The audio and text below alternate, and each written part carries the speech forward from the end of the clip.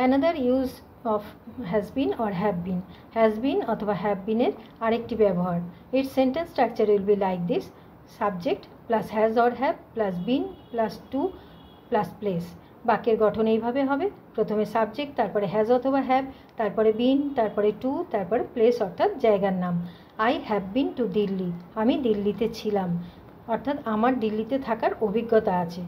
If you have experience of living in a place you will say has been or have been. যখন তোমার কোনো জায়গায় থাকার অভিজ্ঞতা থাকবে তখন সেখানে হ্যাভ বিন বা হ্যাজ বিন বসবে। এখানে আই হচ্ছে সাবজেক্ট, তারপরে হ্যাভ, তারপরে বিন, তারপরে টু, তারপরে দিল্লি অর্থাৎ জায়গার নাম। এরপর আমরা কোশ্চেন তৈরি করব, have you been to Delhi. এখানে প্রথমে সাবজেক্ট ছিল, এবার কোশ্চেন তৈরি করতে গেলে আগে হ্যাভ চলে আসবে সাবজেক্টের আগে, সেই জন্য have you been to Delhi, তুমি কি দিল্লিতে ছিলে? I have never been to Delhi, আমি কখনো দিল্লিতে ছিলাম না।